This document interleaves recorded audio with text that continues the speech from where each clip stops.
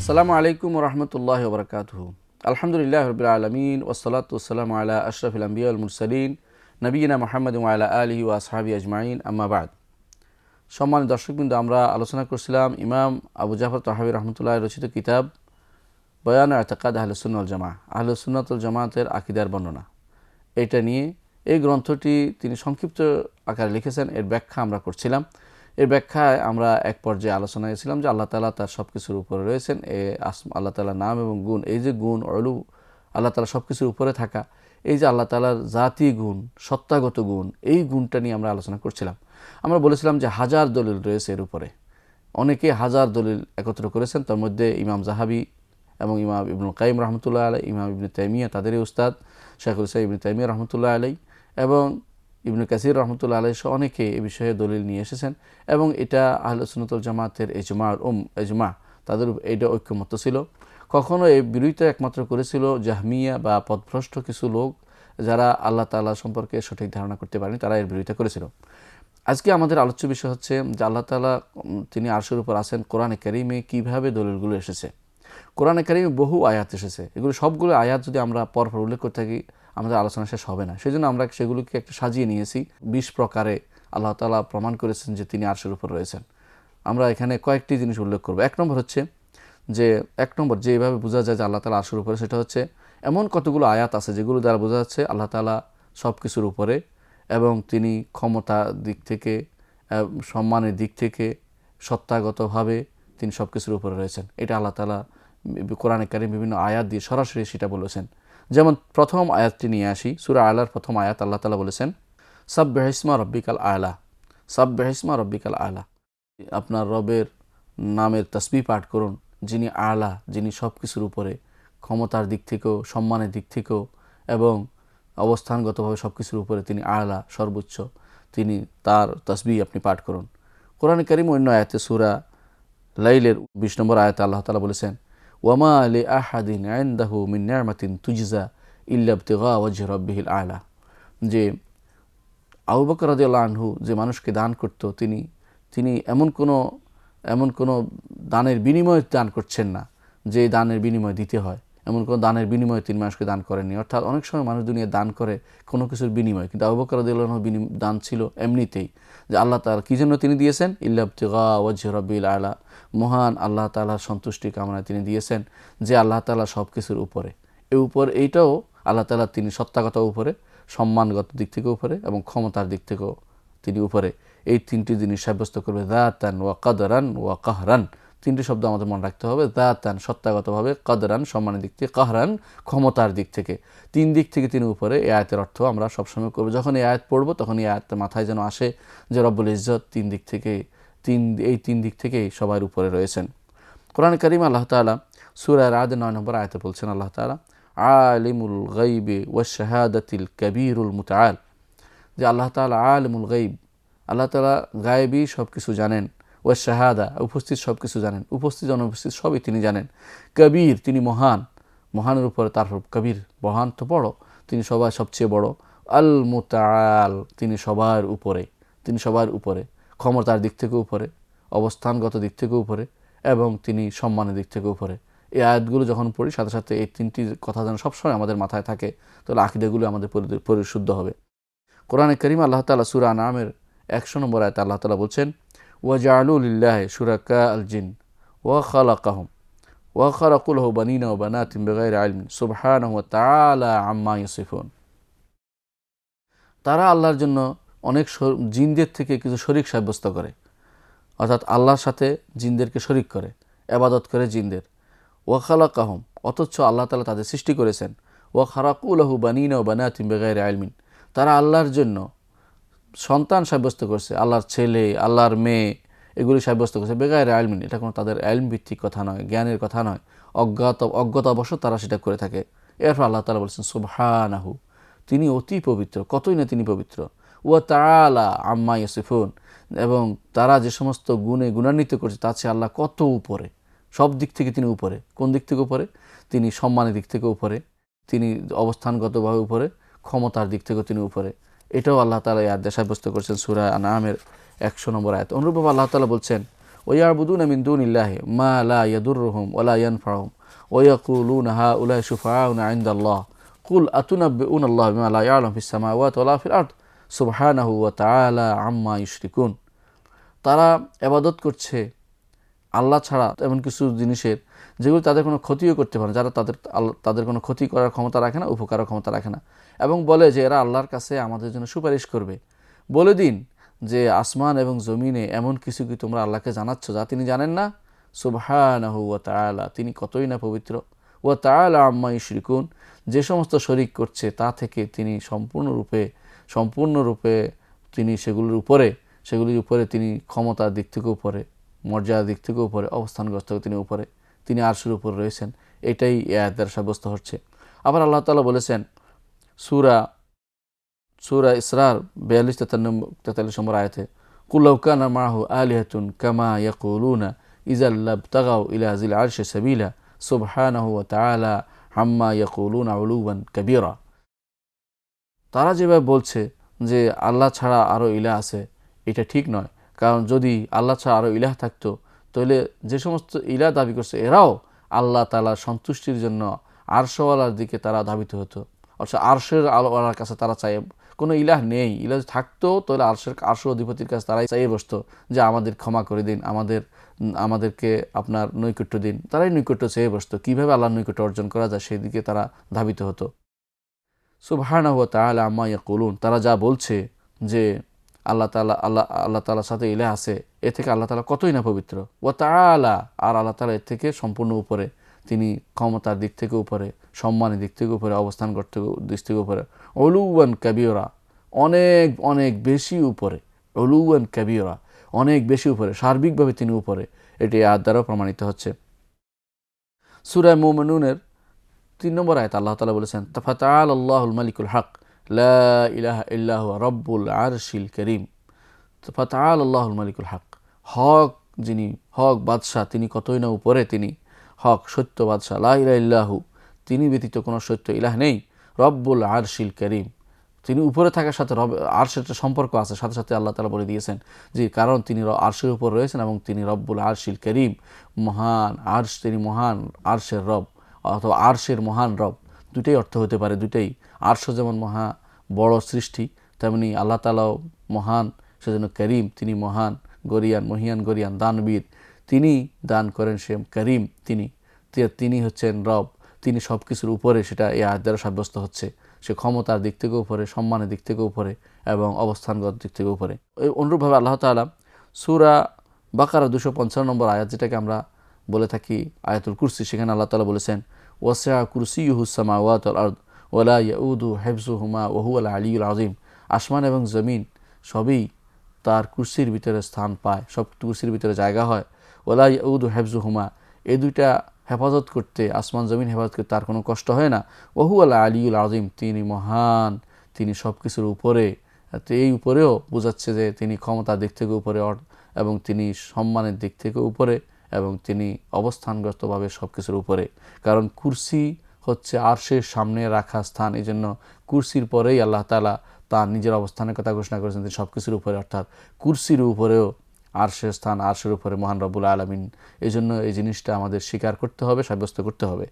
কোরআনে কারীম আল্লাহ তাআলা সূরা হজের 62 নম্বর আয়াতে বলেছেন, যালিকা বিআন্নাল্লাহু আল হক ওয়া আন্না মা ইয়াদউনা মিন দুনিহি ওয়াল বাতিল ওয়া আন্নাল্লাহুল আলিয়্যুল কাবীর। এটা এই জন্য যে আল্লাহ তাআলা হচ্ছেন হক, আর তারা যা দাবি আল্লাহ তাআলা ব্যতীত তারা যেগুলি আহ্বান করছে সেগুলি বাতিল।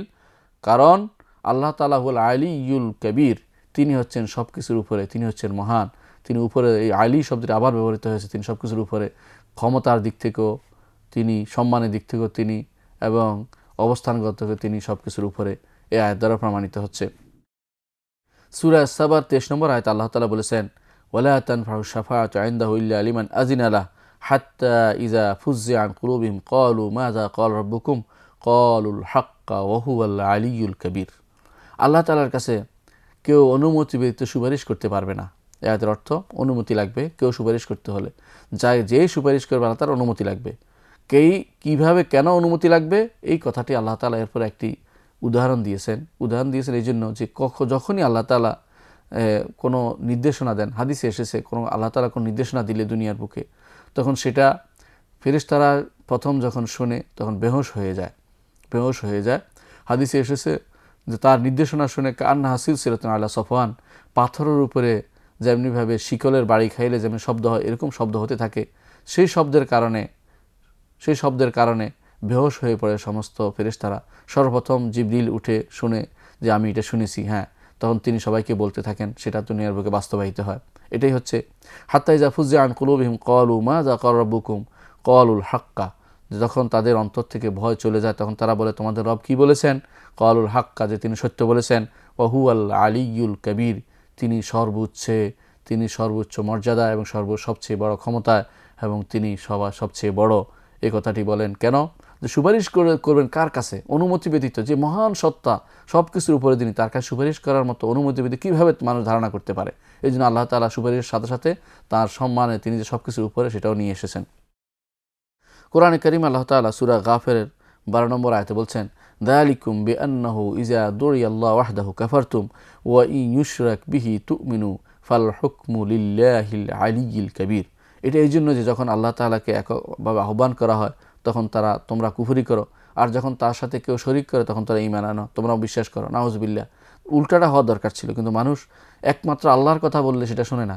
যখন অলি আল্লাহ, গাউস, কুতুব ইত্যাদি তথাকথিত বানোয়াট লোকদের কথা বলে তখন মনে করে যে বড় কথা বলেছে, গুরুত্বপূর্ণ কথা বলে, তখন সেটা শোনার জন্য ব্যস্ত হয়ে পড়ে। আল্লাহ তাআলা সেটা উল্লেখ করেছেন কোরআনে কারিমে যে এটা কখনো ঠিক কাজ নয়, কারণ আল হুকমু লিল্লাহিল আলিয়্যিল কবীর, যে বিধান বা ক্ষমতা বা নির্দেশনা তো একমাত্র মহান আল্লাহ তাআলার পক্ষ থেকে আসবে, যিনি আলী, যিনি সব কিছুর উপরে, তিনি ক্ষমতার দিক থেকে উপরে, অবস্থানগত দিক থেকে উপরে, সম্মানের দিক থেকেও যিনি সব কিছুর উপরে। অনুরূপভাবে কোরআনে কারিমে আল্লাহ তাআলা সূরা শূরার 4 নম্বর আয়াতে বলছেন, লাহু মা ফিস সামাওয়াতি ওয়া মা ফিল আরদ ওয়া হুয়াল আলিয়্যুল আযীম, আসমান এবং জমিনে যা কিছু আছে সবই আল্লাহ তাআলার মালিকানা। তিনি মহান, তিনি সত্তাগতভাবে উপরে, সম্মানের দিক থেকে উপরে, এবং তিনি ক্ষমতার দিক থেকেও সবার উপরে। অনুরূপভাবে সূরার 51 নম্বরে আল্লাহ তাআলা বলছেন, ওমা কানা লিবাশারিন আন ইউকাল্লিমাহুল্লাহু ইল্লা ওয়াহইয়ান, আল্লাহ তাআলা কোনো মানুষের সাথে কথা বলবেন না ওহী ব্যতীত। তিনি ওহী বলে কথা বলেন।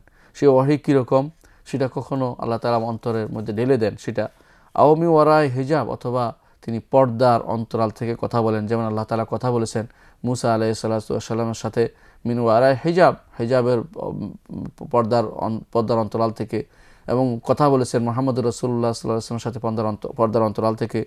আও ইরসালা রাসূলান, অথবা তিনি রাসূল পাঠাবেন। ফায়ুহিয়া বিইজনি মা ইয়াশা, তার প্রেরিত রাসূলের কাছে যা ইচ্ছা তা তিনি আল্লাহ তাআলা ওহী হিসেবে পাঠাবেন। এর বাইরে অন্য কোনো পদ্ধতিতে আল্লাহ তাআলা কারোর সাথে কথা বলেন না। আল্লাহ তাআলা সেটা বলেছেন। কেন বলেন না? ইন্নাহু আলিয়্যুন হাকিম, কারণ তিনি প্রজ্ঞাময়। তিনি জানেন যে বান্দার সাথে কথা বলার মতো বান্দা সহ্য করতে পারবে না। আমরা গত বিভিন্ন পর্বে আলোচনা করেছিলাম যে আল্লাহকে দেখাও দুনিয়াতে কেউ সহ্য করতে পারবে না, যে আল্লাহ তাআলা নিজে পর্দা দিয়ে নিজেকে ঢেকে রেখেছেন, যাতে করে কোনো দিন এই পর্দার অন্তরালে যদি কোনো সেটা ভেদ হতো, সব কিছু পুড়ে ছাই হয়ে যেত। এই জন্য তিনি আমাদেরকে সেটা দিয়ে রক্ষা করে চলেছেন, যে যেন পুড়ে না যায়, ধ্বংস হয়ে না যায়।